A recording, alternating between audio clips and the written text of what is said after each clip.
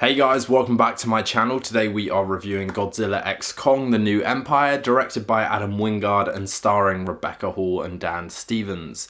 It is the direct sequel to Godzilla x Kong and the next installment in the MonsterVerse franchise. And this film is all about seeing Godzilla and Kong team up to face a common enemy in the Hollow Earth, this time in the form of Scar King, a controlling dictator-like ape who has an oppressive rule over a lot of these giant apes that are basically Kong's people. Now, we know exactly what we're going to get with these types of films. We've seen it time and time again, probably from Godzilla King of the Monsters onwards. They just kind of hash out the same sort of thing. Giant CGI team-ups, a bit of self-aware fun along the way, and human characters who you could not be less interested in if you tried.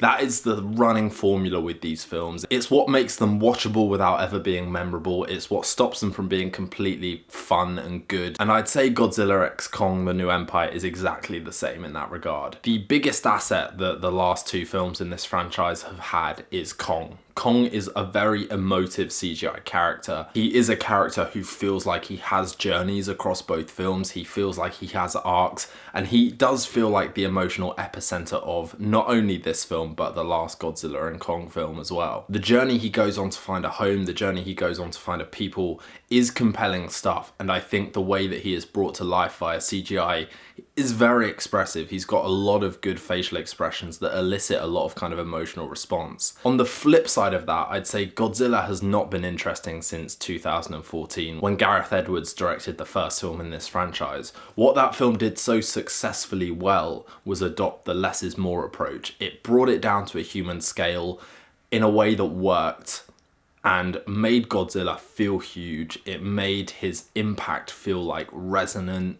And although you didn't really care about the human characters in that film, you felt the scale of the destruction and basically the mass genocide that happens every time he decides to wake up. You felt that, and you have not felt that since. Godzilla is just much less engaging as a character. He's still fun to watch in action sequences, of course, but beyond that, he has very little pull. And this film actively sidelines him. He's very much a guest appearance who gets drip-fed here and there before coming in at the end. The plot really doesn't have enough interesting things to do with Godzilla to make him watchable in this. The film falls very much on Kong's shoulders to deliver, and thankfully he just about makes it watchable. The human characters attempt to be fun and likable, and you know, they do their best. Dan Stevens is a fun-ish new addition. Brian Tyree Henry does an okay job, and Rebecca Hall attempts to deliver the one human character arc in the film despite a script that really holds her back. I wouldn't say the human characters in this film have felt as jarring as they have in other films. The biggest setback for this film in terms of human characters is they decide to bring a human element to the Hollow Earth. They choose to situate a tribe in Hollow Earth who have existed there predating civilization and the oldest known records of humanity. And that ultimately is when this film gets really bogged down in mythology and boring plot mechanics that no one cares about. And it's when the pace of this film really just nosedives and you feel it. The Scar King, the new villain of this film, was okay. I thought it was quite an interesting visual approach to make him a very lanky, very slender character as opposed to these big bulky titans we're so used to. But I think the decision to take the final battle to the surface world, where he's this bright red colour against this bright yellow backdrop and bright blue sea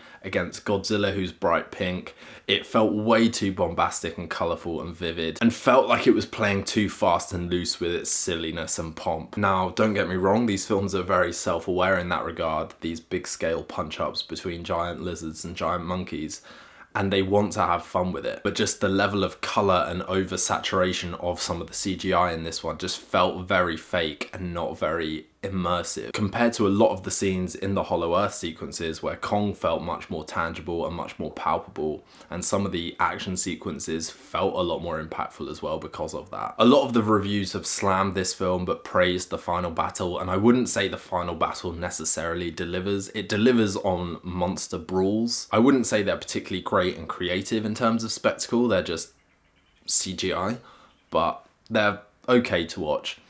I'm resisting the urge to call this film fun because it wants to be fun. I'm not quite sure it succeeded, but it's trying to be that fun trash film. But again, I think it could have been so much more. When you see the setup and the early on scenes with Kong, the film has a good prologue sequence immersing you into the Hollow Earth, immersing you into Kong's story. For me, the best action sequence was actually Kong fighting other apes in the Hollow Earth, not even the big Scar King ape or teaming up with Godzilla at the end. The one that landed the most for me was the first action sequence with Kong meeting other apes in Hollow Earth for the first time. The eerie suspense of where have they come from, the emotional resonance of seeing him recognize his kind, followed by the scared and impulsive brawl that occurs between them. That for me hit way more than just the blockbuster silly spectacle you get at the end. In terms of brawls, I'd say the first Godzilla vs. Kong was much stronger. But you know, people are gonna have an enjoyable time watching this film. It is classic CGI blockbuster trash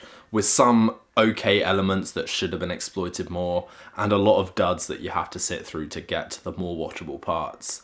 But if you have seen it, guys, do drop a comment below and let me know your thoughts. Please also consider liking and subscribing. That is always a huge help for me. And in the meantime, we'll see you for the next vid.